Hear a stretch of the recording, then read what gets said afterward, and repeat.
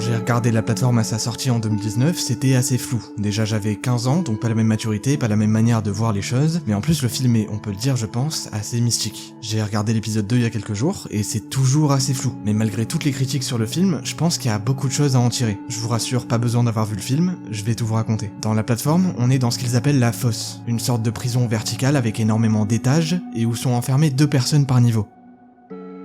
Une fois par jour, une plateforme descend et apporte de la nourriture aux détenus. Elle contient juste assez pour nourrir tout le monde. Premier facteur, la plateforme descend étage par étage, mais la quantité de nourriture reste la même et n'est pas rechargée au fil de la descente. Alors les problèmes commencent. Cette hiérarchie s'attaque directement à la nature humaine. Plus on est haut, plus on a de nourriture et donc de pouvoir. Plus on est bas et plus on est à la merci de ceux d'en haut. Bon, on peut se dire qu'il suffit d'être raisonnable. Chacun se contente de manger à sa faim et ça devrait aller. Même si c'est déjà très optimiste comme point de vue, on va dire que c'est imaginable. Maintenant, on rajoute le deuxième facteur.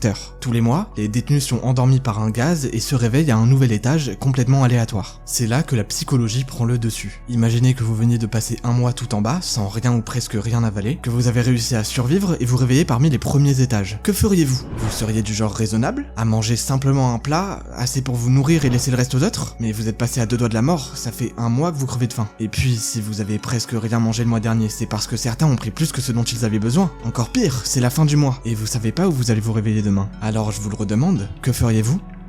Dites-le moi en commentaire et pensez à vous abonner si mon travail vous plaît. En tout cas, ce dilemme-là, Goreng a dû y faire face. Je m'excuse d'avance pour ma prononciation des prénoms. Goreng, c'est le personnage principal du film. Il est dans un cas un peu particulier parce qu'il est venu là volontairement, contrairement à la plupart de ses colocataires. Il est venu pour obtenir un certificat. Le film développe pas vraiment l'utilité de celui-ci, en tout cas notre protagoniste quand il arrive, il sait clairement pas à quoi s'attendre. Il fait la rencontre de Trimagasi, quelqu'un d'assez particulier et qui a l'air d'avoir pris l'habitude de tout ce qu'il se passe. Alors, il lui explique le fonctionnement de la fosse. Et forcément, ça dégoûte profondément Goreng. Quelques jours passent et sans prévenir, une femme descend sur la plateforme. Elle est blessée et ça n'a pas l'air de déranger grand monde. Trimagasi lui explique qu'elle descend tous les mois à la recherche de son enfant.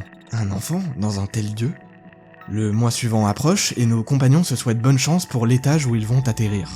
C'est là que les enjeux changent. On passe d'une détention dégradante, dégoûtante mais surmontable, à une détention tout simplement mortelle. Goreng se réveille attaché, et il le comprend, la nourriture n'arrivera pas jusqu'à eux. Trimagasi a pris les devants, ce n'est plus qu'une question de survie. Alors peut-on lui en vouloir?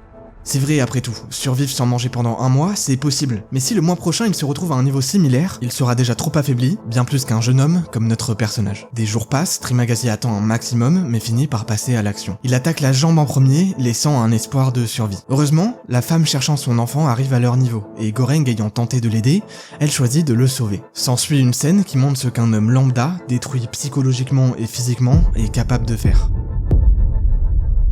Épuisé, blessé et affamé, il succombe au dernier recours, le cannibalisme. On passe au mois suivant, il se retrouve au niveau 33, un bon niveau donc, et avec une nouvelle camarade. Elle, c'est Imogiri, la femme avec qui il a passé son entretien pour entrer dans la fosse. Comme lui, elle a demandé à la rejoindre. On a affaire à une vision différente avec elle, très optimiste et humaniste, elle est convaincue qu'une solidarité spontanée peut naître. Ayant travaillé pendant des années, si ce n'est des dizaines d'années sur le projet, Goreng essaye d'en savoir plus. Elle lui répond qu'il y a 200 étages dans la fosse. Mais c'est absurde, complètement absurde de s'imaginer que la survie est possible avec autant d'étages. Il passe un mois plutôt tranquille, enfin à quelques détails près, et change d'étage le mois suivant. Goreng se réveille, mais Imogiri n'est plus de ce monde. Elle n'a pas pu supporter cet étage, le 202, alors qu'elle était persuadée que le dernier était le 200. La santé mentale de notre protagoniste se dégrade de plus en plus. Il a des visions, les personnes avec qui il a partagé des mois de sa vie, ceux qui sont morts de sa main ou non, il lui parle. Il n'a encore une fois plus le choix, s'il veut survivre, le cannibalisme est la seule option. Un nouveau mois en enfer, seul à se nourrir du cadavre de son ami. Il se réveille enfin à l'étage 6, sauvé pour ce mois-ci, et fait la rencontre de Baharat, qui est bien décidé à s'échapper de cet endroit en vain. À deux, ils décident de tenter le tout pour le tout, descendre pour mieux remonter. Une bataille intense fait rage, chacun défendant ses convictions et sa propre vie. Un sage les raisonne, ils ont besoin d'un message à transmettre à ceux qui dirigent cette prison. Il leur faut un symbole, que la fosse renvoie à un plat délicieux, en parfait état. Pour ça, ils choisissent une panna cotta. Nos 2 voyageurs sont blessés, mais arrivent jusqu'au dernier niveau, le niveau 333. Ils sont prêts à remonter, mais découvrent caché sous un lit un enfant, sûrement l'enfant que cherchait la femme chaque mois. Ils optent pour le choix d'abandonner le message, car ils ne peuvent pas abandonner une âme innocente. Avant de succomber à ses blessures, Baharat dit à Goreng que le véritable message, c'est la fille. Goreng descend avec elle et la laisse remonter, seule, car le message n'a pas besoin de porteur. Le premier film s'arrête là, beaucoup de questions, peu de réponses. Mais on va le laisser se reposer pour le moment, et nous tourner vers la suite, le deuxième film. On suit Perampua, elle aussi est ici volontairement, mais pour des raisons différentes de Goreng. C'est une artiste, on peut dire qu'elle a réussi à faire carrière dans la sculpture. Elle est arrivée au point de pouvoir créer des expositions pour ses propres travaux. Et l'une de ses œuvres, justement, c'est une sculpture d'un chien enragé, ayant des lames aiguisées en guise de griffes. Lors d'une exposition, Perampua décide de ne pas énormément protéger cette œuvre, afin de préserver le danger qu'elle représente, et donc son message. Son petit ami était présent, avec son fils, et la pire chose qui pouvait arriver est arrivée. L'enfant a trébuché, et est tombé en plein sur la sculpture, s'empalant sur les griffes acérées du chien. On ose imaginer qu'il est mort sur le coup. Bien que l'affaire fût classée comme étant un accident, Perampua ne s'en est jamais remise. Voilà pourquoi elle est là, voilà pourquoi elle s'inflige cet enfer. Comme elle le dit, elle vient à la recherche de temps pour se pardonner.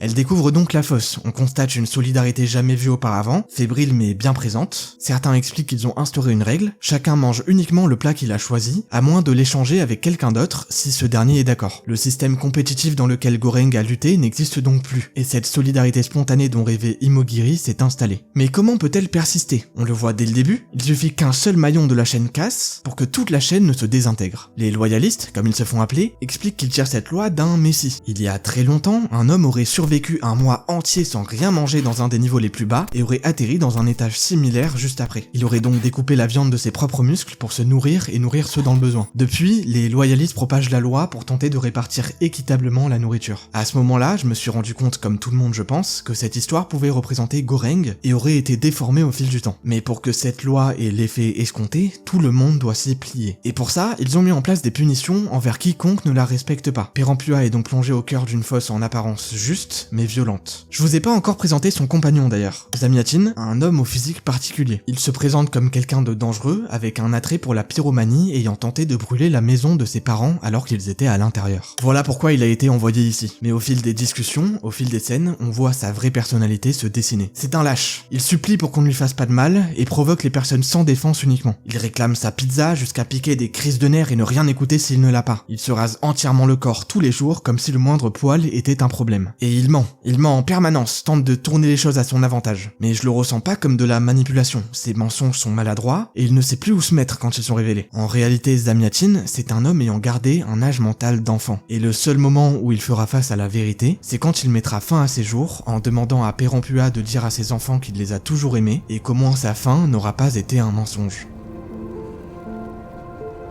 Après ça, notre artiste arrive au niveau 51, avec une nouvelle camarade qui s'appelle Sahabat. Il lui manque un bras, elle est assez silencieuse, mais a l'air de comprendre tout ce que lui explique Perampua sur la loi. Et un premier problème arrive, quelques étages plus bas, quelqu'un ne respecte pas le système. Il faut donc le punir. Perampua et sa colocataire sont hors d'elle, et veulent aider pour l'arrêter. Elles descendent, et un combat sanglant s'engage.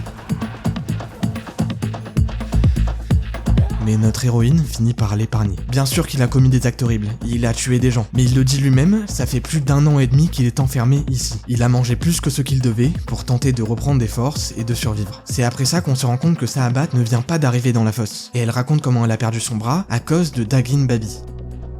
Dagin Babi, c'est le personnage qui incarne la justice aveugle. Il punit très sévèrement et de la même manière toutes les personnes ayant enfreint la loi. C'est ce qui est arrivé à Sahabat. Elle et son ancienne colocataire sont tombées sur un jeune homme affamé et à 2 doigts de mourir. Elles lui ont donc donné le plat d'un mort pour l'aider à reprendre des forces. Mais nourrir quelqu'un avec un plat autre que celui qui lui était destiné, c'est enfreindre la loi. C'est donc en perdant son bras qu'elle a expié ce péché. Elles l'entendent, Dagin Babi arrive et leur situation est désespérée. Les deux étaient descendus pour participer au combat alors qu'elles n'étaient pas censées le faire. Elles ont donc enfreint la loi. Et ce qui devait arriver, arriva. Dagin Babi l'annonce, seule la peur soumet les bêtes, la terreur et le message. Sahabat est atrocement exécuté et Perampua perd un bras. elle se réveille au niveau 72. Je vais maintenant faire une petite pause dans le déroulé du film pour qu'on se concentre un peu sur tout ce qu'on a vu. Concrètement, jusque-là, de quoi parlent les films? Vous l'avez certainement compris, mais c'est une sorte d'expérience sociale. Le but est de pousser à bout les humains pour voir quel système ils peuvent créer pour survivre. On a vu deux systèmes en apparence complètement différents, et ces systèmes, on les connaît bien. C'est des systèmes qui régissent le monde, notre monde, à savoir le capitalisme dans le premier film et le communisme dans le second. Ici, les deux sont absolument poussés à l'extrême. Le film ouvre donc sur une critique de ces deux systèmes économiques et sociaux. En tout cas, peu importe lequel on préfère, on voit que les deux mènent au même résultat, une violence abominable. Dans le premier film, la hiérarchie est basée sur les niveaux. Une fausse rareté de nourriture avec un gaspillage massif est donc créée. La compétition pour la survie est féroce, poussant les individus à se comporter égoïstement. Les plus vulnérables sont les plus exploités et il n'y a aucune solidarité entre les niveaux. La violence est donc devenue un moyen complètement normal pour maintenir sa position ou obtenir des ressources. Enfin, le cannibalisme est devenu monnaie courante dans les niveaux les plus bas. Maintenant, dans le deuxième film, il y a un régime totalitaire qui s'est installé. Un système de rationnement strict et forcé de la nourriture a été imposé. La population de la prison est divisée en deux groupes, les loyalistes et les barbares. Mais finalement, c'est les loyalistes qui exécutent les non-adhérents sans aucune forme de procès et avec des méthodes plus que barbares. Une propagande et un endoctrinement forcé est mis en place en vénérant le Messie et en se soumettant à son système. Une hiérarchie finit par être créée ici aussi, mais cette fois est basée sur la loyauté au régime. La surveillance est constante et la dénonciation entre prisonniers est encouragée. Enfin, il y a des sacrifices au nom du bien commun définis par la loi seule. Au bout du compte, ces systèmes montrent qu'à leurs extrêmes, ils mènent inévitablement à l'oppression et à la violence. Plutôt que d'apporter justice ou ordre, ils détruisent l'humanité, laissant place à un chaos sans échappatoire. Au milieu de tout ça, on retourne auprès de Perampua qui se réveille au niveau 72.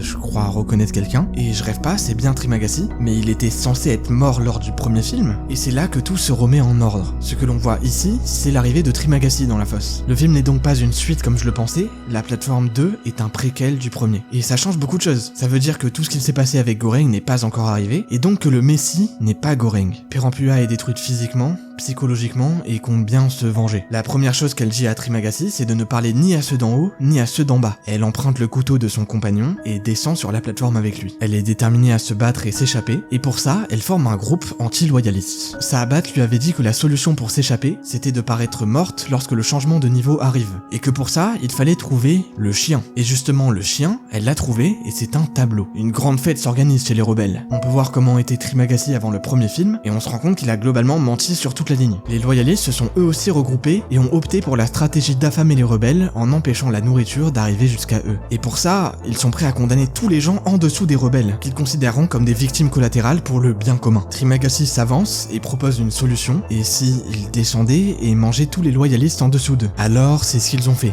Ils ont sombré encore et encore dans la violence, se nourrissant de leurs victimes, jusqu'à l'affrontement direct entre les loyalistes et les rebelles. Un bain de sang, une pure boucherie. Les seuls survivants sont Perampua et Trimagasi. Notre protagoniste va donc tenter de s'enfuir, elle propose à Trimagasi de le suivre, mais il lui répond que ces 30 derniers jours ont été les meilleurs de sa vie. Perampua a donc lancé une révolte envers ce système communiste autoritaire, et a réussi à le détruire. Du côté du premier film, Goreng, à l'inverse, a essayé de relancer une certaine solidarité. Il est parti du niveau 6, l'un des plus avantageux, et s'est chargé de distribuer la nourriture à tout le monde, jusque tout en bas. Il a créé un mouvement de révolte contre le système dans lequel il a évolué, et a lancé une étincelle de solidarité dans la fosse. On sait maintenant que l'histoire de Perampua s'est passée avant celle de Goreng. On assiste donc à un cycle sans fin. En effet, le Messie qui a instauré la loi dans le deuxième film a lui lutté contre un système capitaliste extrême, vu qu'il a passé 2 mois sans nourriture et a dû se nourrir de sa propre chair. De par ses actes, il a engendré le système communiste autoritaire dans lequel Perampua lutte. Puis, elle a elle-même engendré le nouveau système capitaliste extrême dans lequel Goreng a évolué. C'est une boucle idéologique qui semble ne pas pouvoir s'arrêter. Alors si tout se répète, quelle est réellement la porte de sortie pour nos protagonistes? Ce qui a marqué tout le monde en regardant les deux films, c'est que la fin semble être la même, à quelques détails près. Perampua se fait passer pour morte en ingérant un bout de peinture et se réveille pendant le changement d'étage. On assiste à l'envers du décor, la gravité a été désactivée. Bon, on s'en doutait que l'administration possédait un appareil pour contrôler la gravité, vu que y a la plateforme qui flotte au milieu quoi. Et on comprend comment tout ça se déroule. Chaque mois, quand ils endorment tout le monde, ils nettoient tout, enlèvent les cadavres et replacent tous les prisonniers. C'est l'occasion ou jamais pour Perampua de s'enfuir, mais elle est au niveau 333 et voit qu'un enfant est en train d'être installé. Comme Goreng, elle ne peut pas se résigner à l'abandonner. Elle se cache, le rejoint et descend au fond de la fosse avec lui. À l'arrivée, elle est accueillie par tous les morts de la prison. Il lui explique que son voyage s'arrête là, que seul l'enfant peut monter.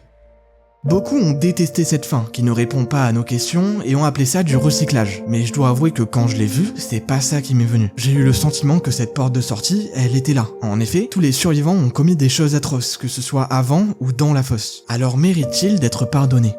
Méritent-ils de s'en sortir et de vivre une vie normale après tout ce qu'ils ont fait? La plateforme a une réponse à cette question, et leur offre une rédemption juste. En sauvant cet enfant, ils se rachètent bel et bien de tout le mal qu'ils ont fait, ils sont pardonnés, mais ne sont pas oubliés. La vie qu'ils cherchaient à retrouver est transmise à un enfant, la nouvelle génération, parce que comme le disait Goldie Roger dans One Piece, les péchés des parents ne sont pas les fautes des enfants. La fin de la plateforme ne nous offre pas une sortie classique, mais une leçon amère. La rédemption ne se gagne pas en cherchant à échapper au passé, mais en permettant à d'autres de ne pas répéter nos erreurs. Ce n'est pas une victoire individuelle, mais un sacrifice pour un avenir que nous ne verrons jamais. Et c'est peut-être là la seule vraie forme de pardon. Si la vidéo vous a plu, pensez à vous abonner pour ne pas rater les prochaines. C'est vraiment le meilleur moyen de me soutenir. À la prochaine.